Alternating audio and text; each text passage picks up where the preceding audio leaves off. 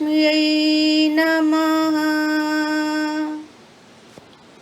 స్కాంద పురాణంలో సనత్కుమార సంహితలో వివరించబడిన శ్రీ లక్ష్మీ సహస్రనామ స్తోత్రములో 6వ శ్లోకము.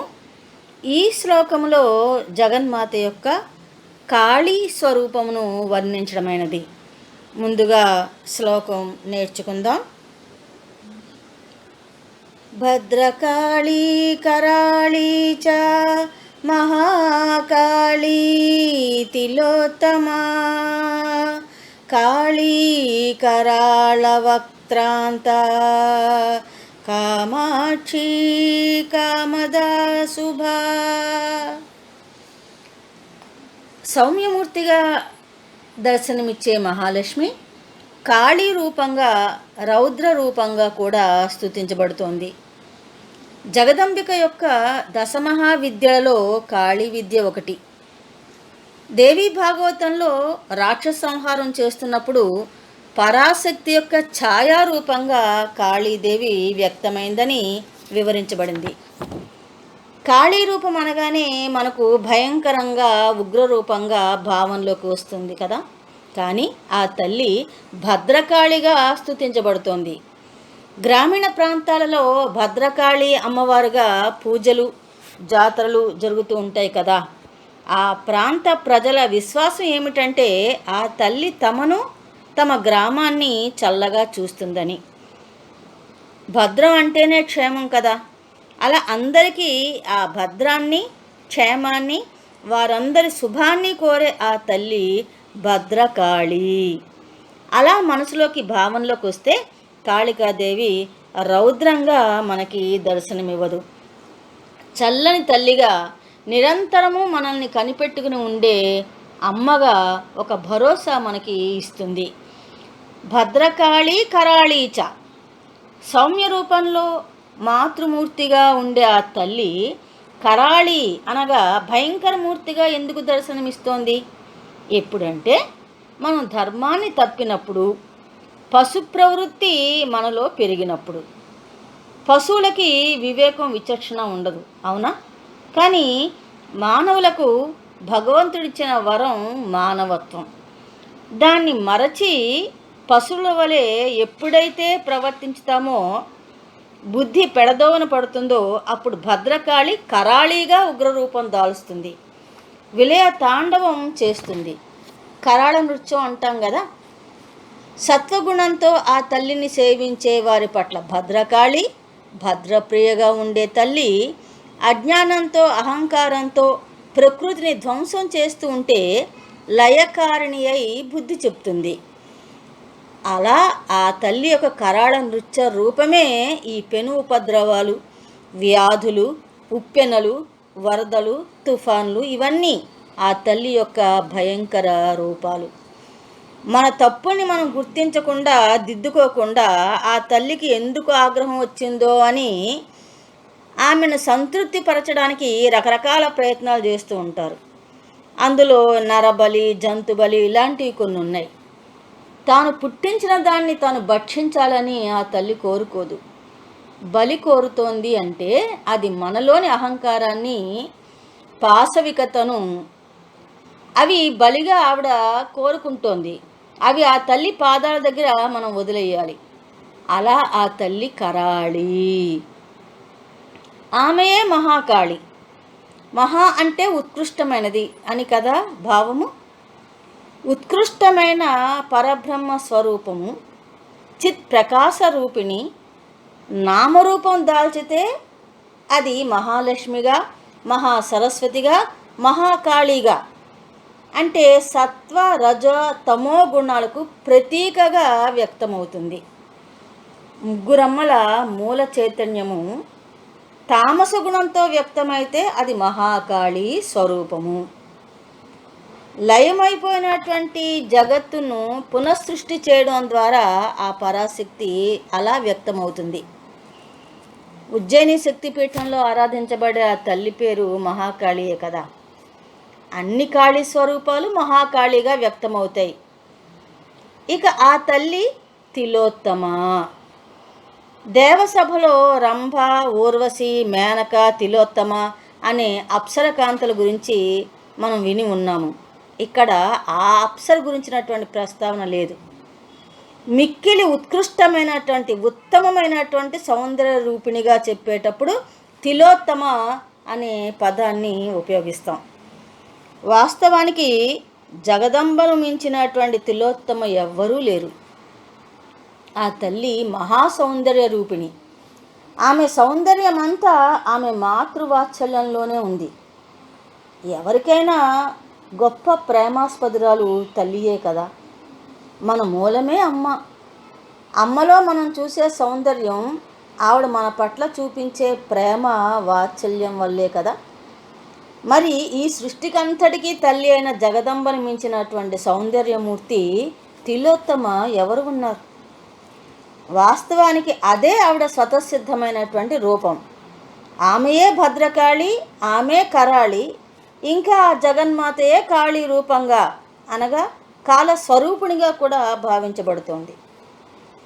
కాళి అనగా కాలము. కాలానుగుణంగా జీవులకు వారి వారి కర్మ ఫలాలను అందించేది ఆ తల్లి. కాలమును కాల యముడును కూడా తన వశంలో ఆ జగన్మాత ఉంచుకుంది. ఈ కాళీ ఉపాసన దశమహావిద్యలలో బాగా తెలియజేయబడుతుంది. అసలు మొదటి విద్యే కాళీ విద్య. దశమహావిద్యలలో కాళీ విద్యతోటే ప్రారంభమవుతుంది.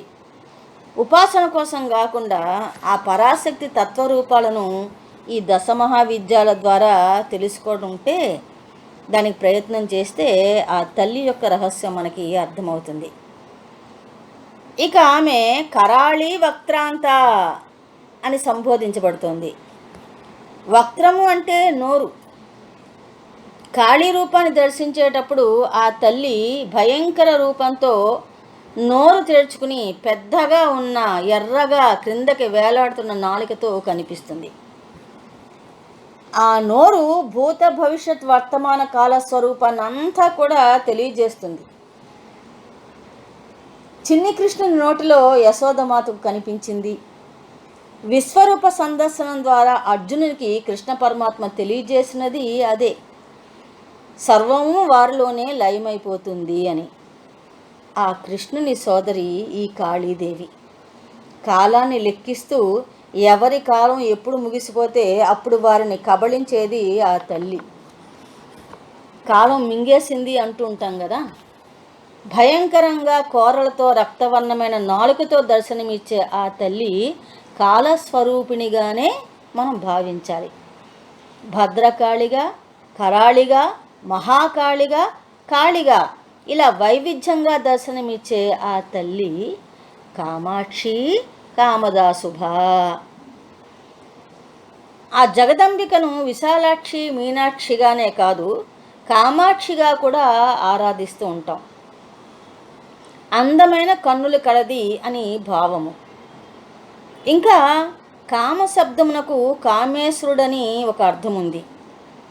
తన పతి అయిన కామేశ్వరునే తన నేత్రాలుగా ఆమె కలది అని, ఎల్లప్పుడూ తన పతినే చూస్తూ ఉంటుందని ఒక అర్థం ఉంది. ఇక తాను సృష్టించిన జగత్తును సాక్షీభూతగా చూస్తున్నప్పటికీ భక్తుల, ఉపాసకుల సర్వకామములను అనగా యోగ్యమైనటువంటి వారి వాంఛలను, కోరికలను తీర్చేది ఆ కామాక్షి. అలా ఆ తల్లి కామదా శుభ. ఆ సదాశివునితో ఉపాసకులను సంధానం చేసేది ఆ తల్లి. యోగ సాధనలో కుండలినీ శక్తిని జాగృతం చేసి సహస్రారంలో ప్రాణశక్తిని నడిపి అక్కడ అమ్మతో కూడిన పరమేశ్వరుని ఆ సాధకులు దర్శించుతారు. ఆ మంగళాకారుని దర్శనంతో అన్నీ వారికి శుభాలే జరుగుతాయి. అలా ఆ తల్లి కామాక్షి కామదా శుభ. సర్వే జనా సుఖినో భవంతు. ఓం శ్రీ మహాలక్ష్మ్యై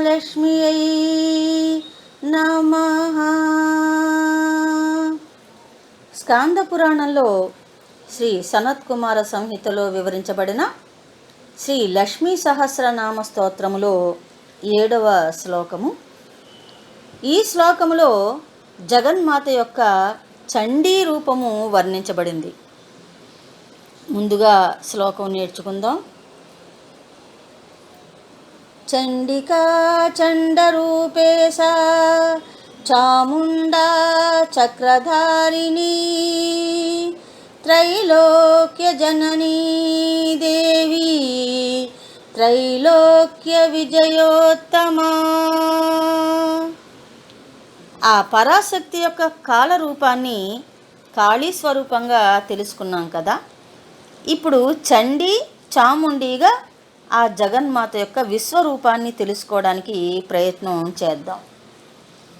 భయంకర ఉగ్రరూపిణిగా దుష్టుల పాలిట మృత్యుదేవతల కాళీ స్వరూపం ఉంటే, పరాశక్తి చండికగా అనగా కోపంతో ఉన్న మూర్తిగా కూడా వ్యక్తమవుతోంది. ఎవరైతే ప్రకృతి విరుద్ధంగా నడుచుకుంటారో, ధర్మాన్ని అతిక్రమించుతారో వారి ఎడల కోపమును కలిగి ఉంటుంది ఆ తల్లి. కోపం వల్ల వారి ఎడల ఉపేక్ష భావం ఆ తల్లికి ఉంటుంది. కోపం వల్ల వారి యోగక్షేమాల పట్ల నిర్లక్ష్య వైఖరిని ప్రదర్శిస్తుంది. అయితే జగదంబిక తన సృష్టి పట్ల కోపాన్ని కలిగి ఉండడం ఎంతవరకు సబబు అంటే, వారు తప్పు తెలుసుకుని సన్మార్గంలోకి వచ్చేంతవరకే.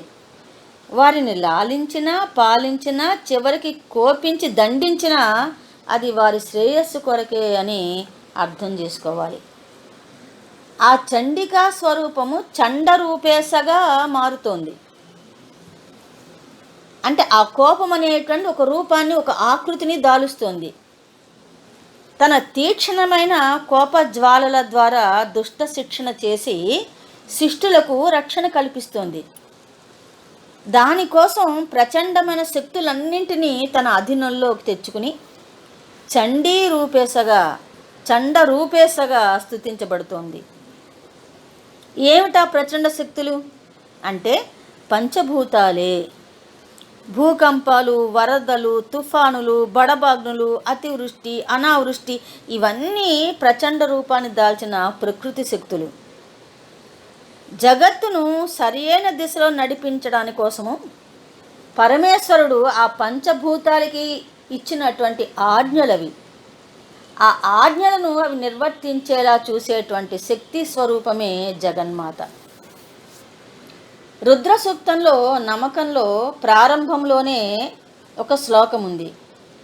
ఓం నమస్తే రుద్రమన్యవ ఉతోత ఇషవే నమః నమస్తే అస్తు ధన్వనే బాహుభ్యాముతే నమః అని అక్కడ శివుని స్తుతించడం అయింది.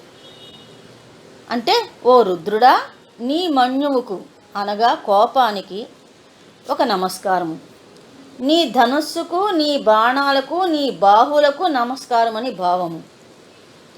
రుద్ర శబ్దానికి దుఃఖమును హరించువాడని కదా అర్థము. మరి ఆయనకి కోపం ఎందుకు వచ్చింది? ఎందుకని ధనుస్సు చేతబట్టాడు అంటే, తన శాసనానికి విరుద్ధంగా, అంటే ప్రకృతి ధర్మానికి, ఆ నియమాలకు విరుద్ధంగా నడుచుకున్న వారి ఎడల అతను కోపగించాడు అని భావం. అతనిలోని ఆ కోపమే, ఆ కోపరూప శక్తి స్వరూపమే చండిక. ఆ తల్లి యొక్క ప్రచండ శక్తులే తీక్షణమైనవి. అవి జగత్తును ఒక క్రమ పద్ధతిలోకి తీసుకొస్తాయి. అలాగే జీవులు చేసే కర్మలను సరిచేస్తూ తగిన ఫలితాలను అందిస్తూ చివరికి వారిని కర్మబంధాల నుంచి తొలగించి వారికి ముక్తిని ప్రసాదించడం ద్వారా కూడా ఆ తల్లి చండ రూపేశగా స్తుతించబడుతుంది. ఇక ఆ తల్లి యొక్క పరాక్రమము చాముండిగా దేవీ భాగవతంలో చాలా చక్కగా వర్ణించబడింది. దేవతల ప్రార్థనను మన్నించి జగదంబిక శుంభ నిశుంభలను వధించడానికి యుద్ధభూమికి రాగా, ఆ తల్లి యొక్క భ్రూమధ్యము నుంచి శక్తి రూపంగా వెలువడిందే కాళీ స్వరూపము. అమ్మవారికి ఛాయారూపం అది. వరాహ పురాణంలో దీని గురించి వివరణ ఇస్తూ,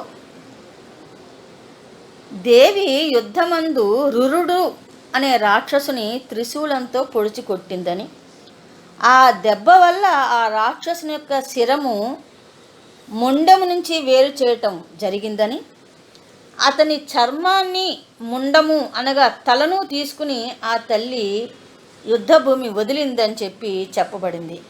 అందువల్ల చాముండిగా ప్రసిద్ధికెక్కింది అని. మార్కండేయ పురాణం కూడా ఇలా చెప్తోంది. ఓ దేవి, నువ్వు చండు, ముండు అనేటువంటి వారిని సంహరించి వారి యొక్క తలలను పట్టుకుని వచ్చావు. ఇకపైన నువ్వు లోకంలో చాముండి అని ప్రసిద్ధికి ఎక్కుతావని అక్కడ చెప్పబడింది. ఇక యుద్ధంలో కోపంతో ఎర్రబారిన ముఖాలు, నేత్రాలు కల రాక్షసులందరినీ సంహరించి వారి ముండములు అంటే వారి యొక్క పుర్రెలను మాలగా ధరించింది కాబట్టి చాముండి అని కూడా ప్రసిద్ధికి ఎక్కింది. ఇదంతా మనకి దేవీ భాగవతంలో, దేవీ పురాణాల్లో చక్కగా చెప్పబడి ఉన్నాయి.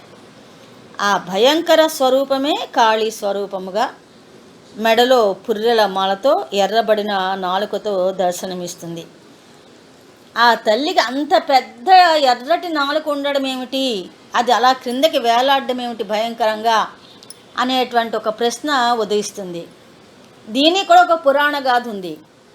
రక్తబీజుడు అనేటువంటి రాక్షసుడు, వాడి శరీరంలోంచి ఒక చుక్క రక్తము భూమిపైన పడిన కొన్ని కోట్ల రక్తబీజులు మళ్ళీ తిరిగి వస్తారు. అలాంటి వాడిని సంహరించాలి అంటే మొత్తం భూమి అంతా కూడా ఒక రక్త చుక్క కూడా భూమి మీద పడకుండా తన నాలుకనట్లాగా విస్తరింపచేసి ఆ రాక్షసుని సంహరించింది అని ఒక పురాణ గాథ ఉంది. దేవీ పురాణంలో దీని గురించినటువంటి ప్రస్తావన మనకి కనిపిస్తుంది. అలా ఆ యొక్క ఉగ్రమూర్తి భయంకరమూర్తిగా, కాళీమూర్తిగా, చాముండిగా మనకి దర్శనమిస్తుంది. ఇంకా చండీ సప్తసతిలో ఆ పరాశక్తి యొక్క పరాక్రమం అంతా కూడా వివరించబడి ఉంది. ఇక జీవులలోని అహంకారము, మమకారం అనే ప్రవృత్తులు వారి యొక్క ఆధ్యాత్మిక ఉన్నతికి ప్రతిబంధకాలు అవుతాయి కాబట్టి, వారిలో ఉన్న రాగద్వేషాలు, విషయాసక్తులనే అసురీ శక్తులు వారిలోని విచక్షణను నశింపచేస్తాయి కాబట్టి, అప్పుడు కూడా ఆ తల్లి చాముండి రూపంలో ఆ రాక్షస శక్తులను నిర్మూలించి అలా జీవుల ఎడల దయామూర్తిగా కూడా భాసిస్తుంది. ఇక ఆ తల్లి సంహార క్రమంలో ఉపయోగించే దివ్యమైన ఆయుధము చక్రము. చక్రధారిణి ఆ తల్లి. శ్రీ మహాలక్ష్మి అష్టకములో ఇది మనకు కనిపిస్తుంది. నమస్తేస్తు మహామాయే శ్రీపీఠే సురపూజితే శంఖచక్ర గదాహస్తే మహాలక్ష్మీ నమోస్తుతే అంటూ ఆ తల్లి ధరించిన ఆయుధాలనే ముందుగా చెప్పుకోవడం జరిగింది.